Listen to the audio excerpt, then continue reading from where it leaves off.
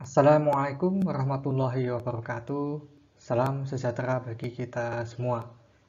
Pada kesempatan ini kita akan melanjutkan pembahasan untuk proyeksi stereografis kristal.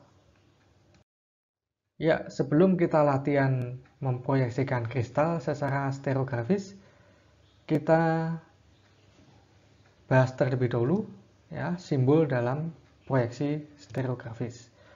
Yang pertama, proyeksi kutub suatu bidang kristal yang berada di atas bidang ekuator diberi simbol lingkaran solid seperti ini.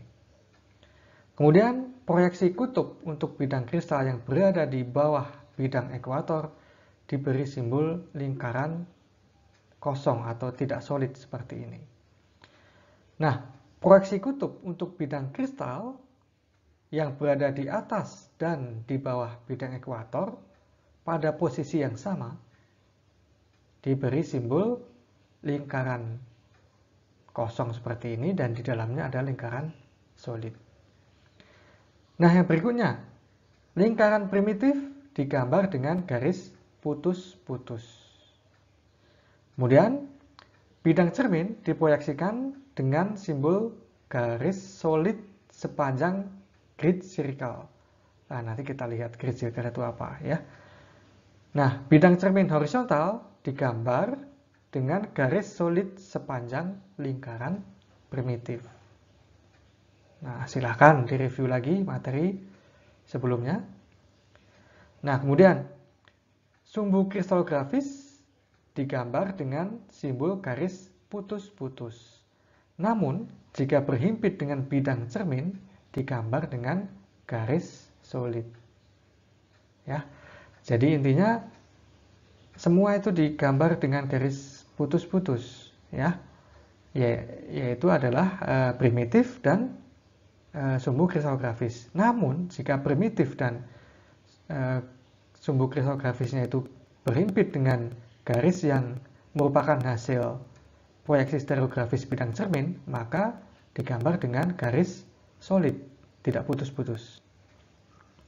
Yang berikutnya, sumbu simetri, baik sumbu putar maupun rotoinversi, digambar dengan garis putus-putus dan pada ujung-ujungnya diberi simbol masing-masing sumbu, seperti yang sudah kita pelajari.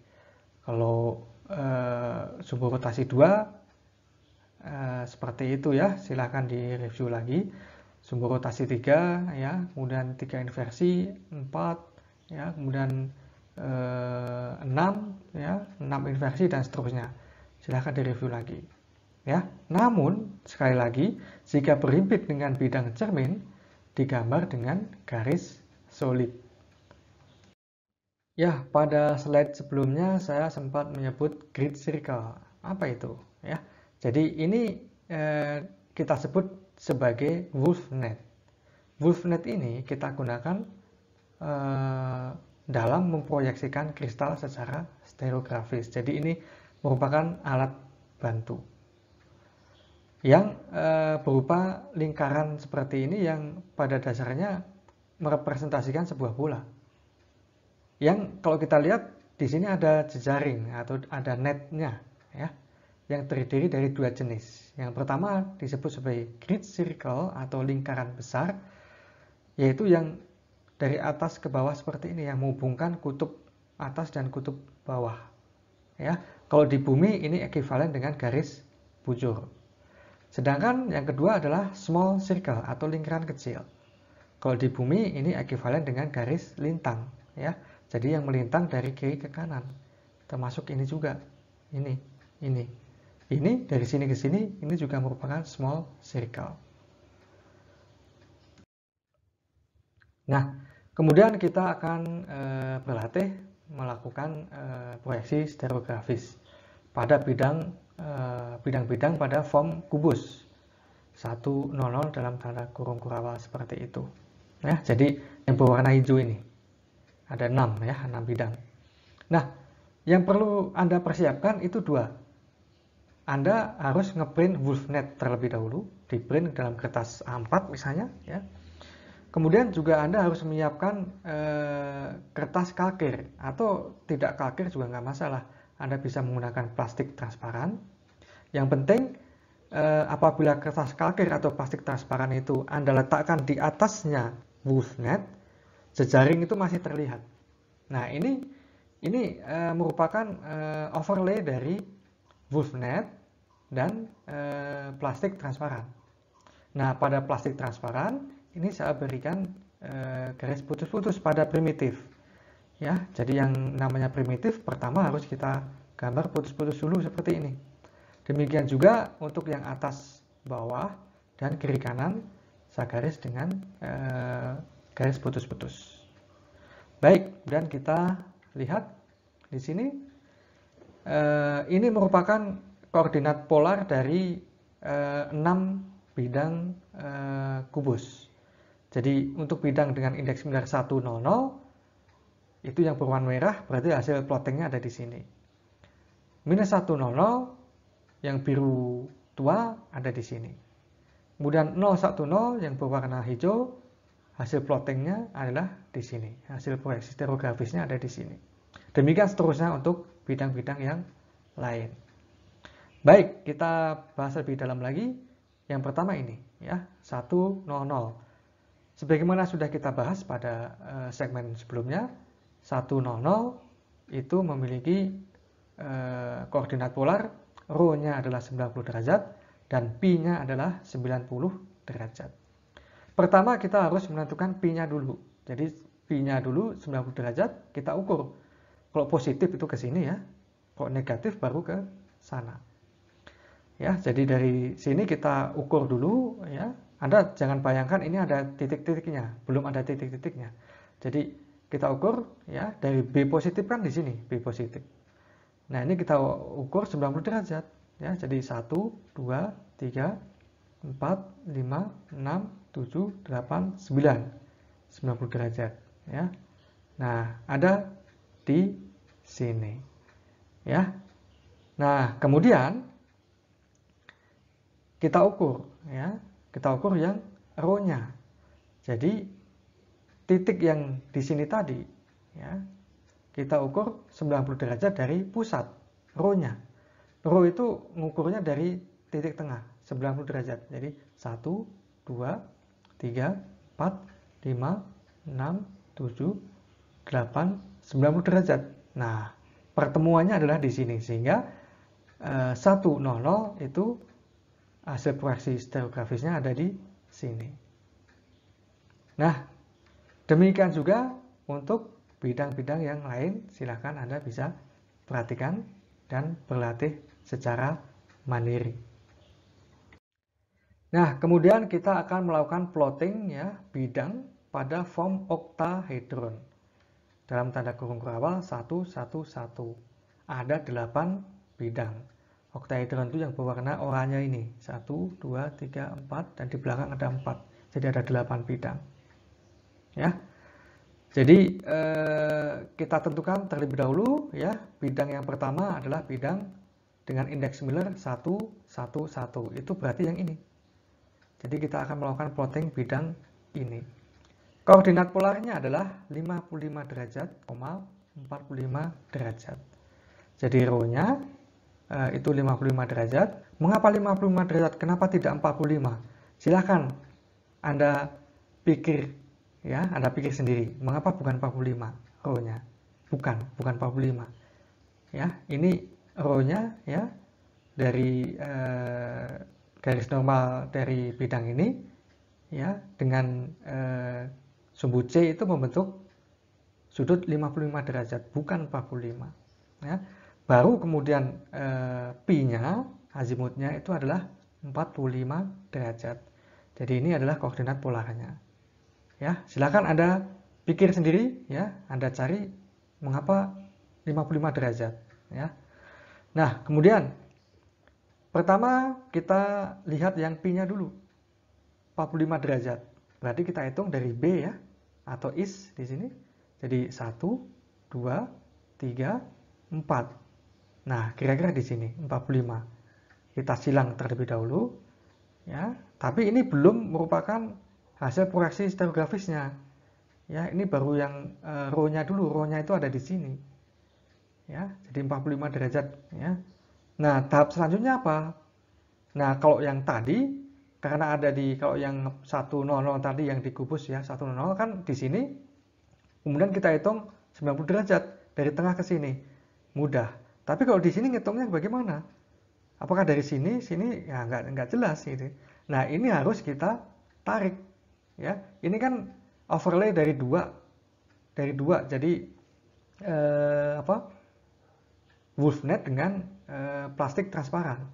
Nah, plastik transparannya kita putar, ya, plastik transparannya diputar. Oh, begini ya. Nah, begini diputar begini. Jadi sedemikian rupa sehingga titik ini dia akan berimpit dengan titik B di sini atau yang di arah E ini, ya.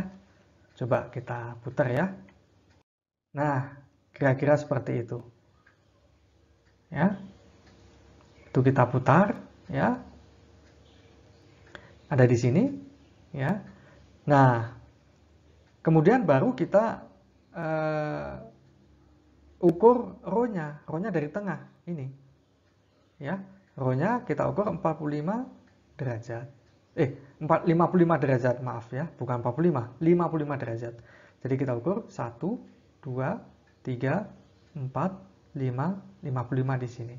Nah, kemudian kita buat pole-nya, ya. Nah, setelah kita tandai pole-nya seperti itu, kemudian kita kembalikan. Nah, kita kembalikan, kita putar lagi, ya, sebaliknya, ya, diputar sebaliknya, seperti itu. Nah, sehingga garis yang ini tadi kembali ke sini, ya. Dan yang kita buat pole-nya itu posisinya ada di sini. Nah, inilah hasil proyeksi bidang 1, 1, 1. Nah, kira-kira seperti itu caranya, ya. Nah, demikian pula untuk bidang-bidang yang lain, ya. Jadi yang berwarna merah ini adalah bidang 1, 1, 1. Yang berwarna hijau itulah bidang 1, 1, minus 1 yang ada di bawah, yang ini.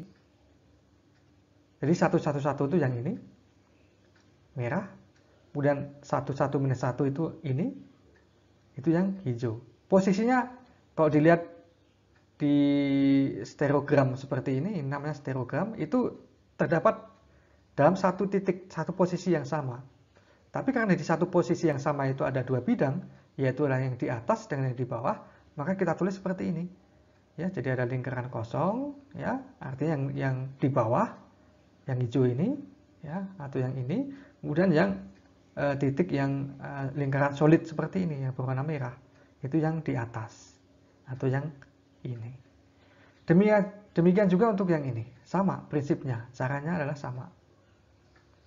Nah, ya, ini perlu hati-hati, perlu pelan-pelan, ya. Silahkan jika belum jelas bisa diulang, dan kalau masih belum jelas juga nanti bisa kita bahas pada pertemuan sinkron.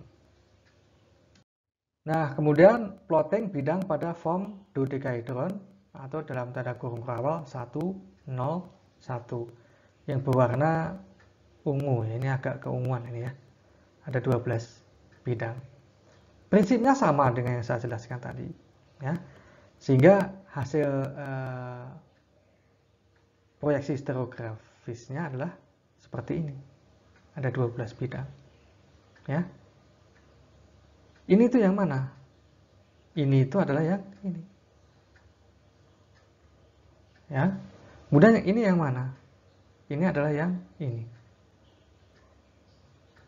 Nah, kemudian ini yang hitam yang ada di sini itu berarti yang di atas. Hitam itu kan lingkaran solid, yang di atas adalah ini.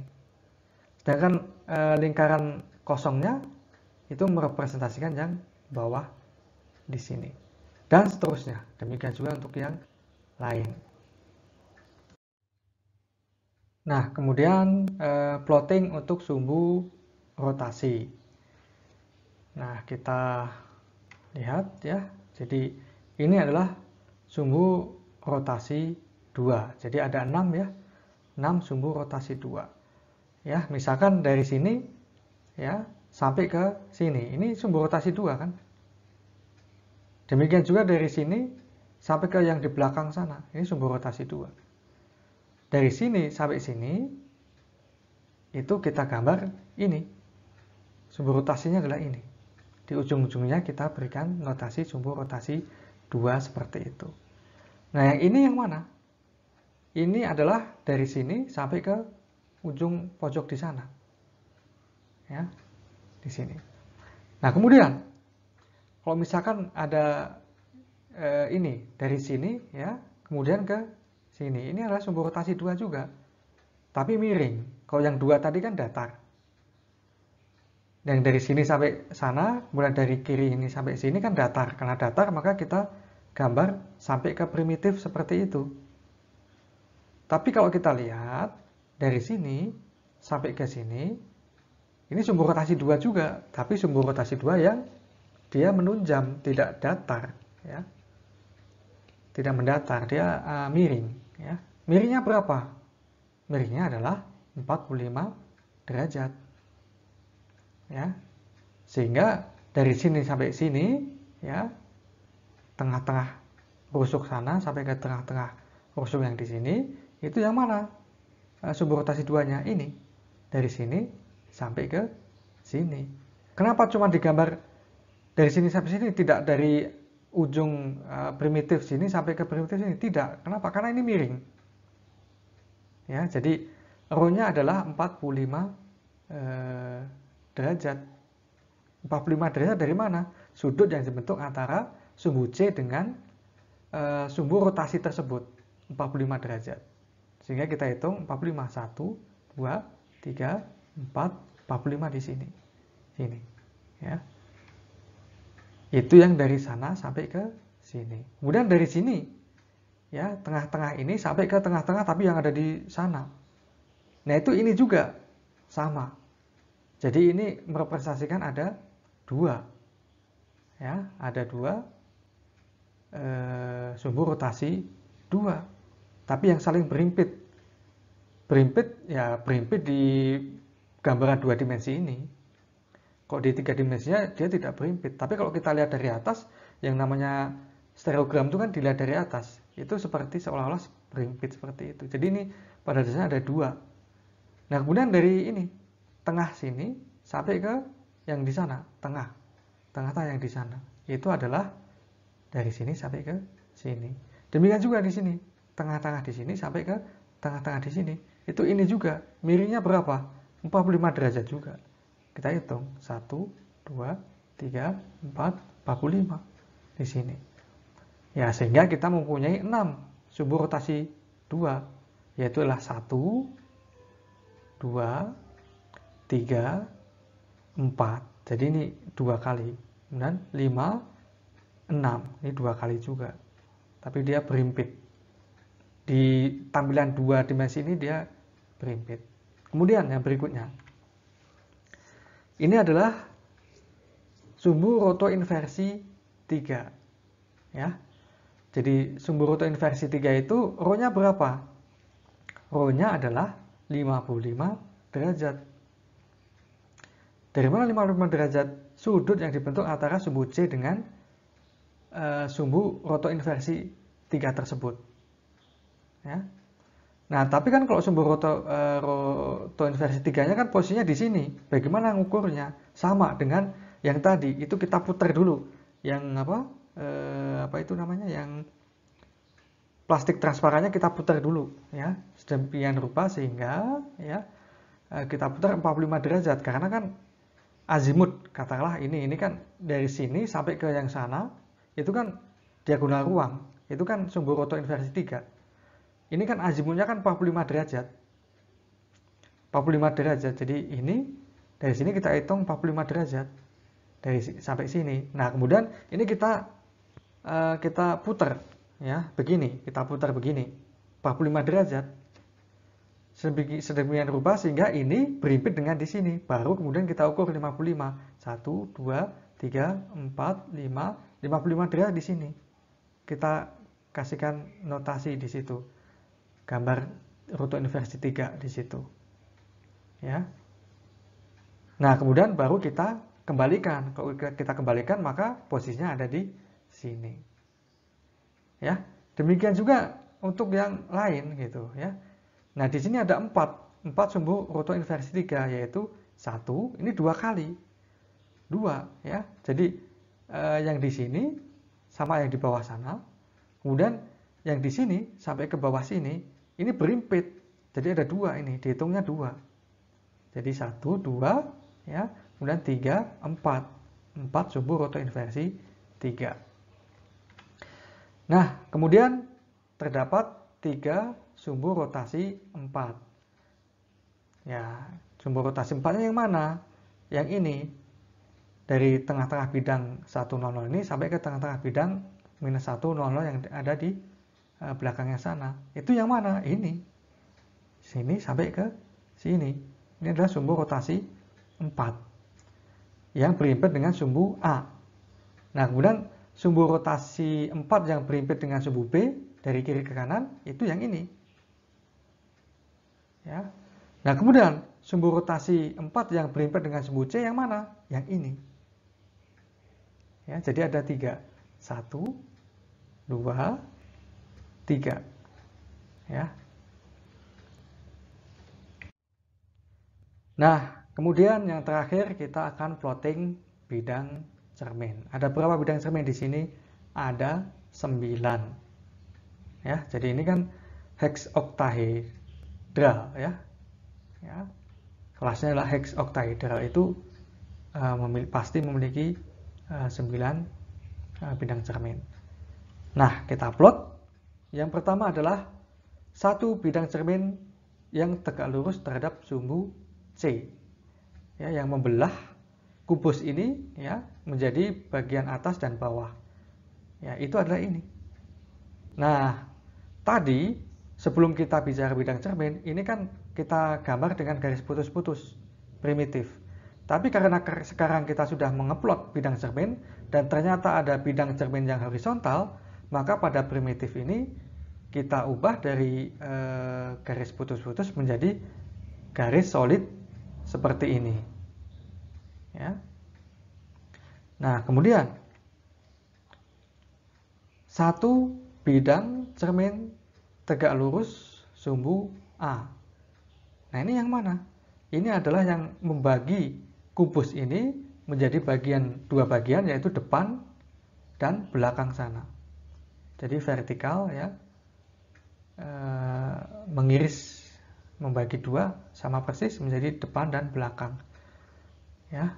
Nah, itu kita gambar seperti ini. Ya.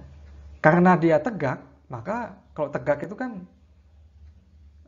digambarnya kan lurus seperti ini. Ya. Nah, kemudian yang berikutnya 1 bidang cermin yang tegak lurus sumbu B, yaitu yang membagi kubus ini sehingga menjadi 2 bagian kiri kanan yang sama persis, yaitu adalah ini. Nah, sehingga kita sudah melakukan plotting 3 bidang cermin. Masih ada 6. Bagaimana cara ngeplotnya? Nah, ini ada tantangannya ya. Biasanya kalau di kelas itu saya menggunakan OHP, overhead projector ya. Saya langsung menggunakan Wolfnet sekaligus dengan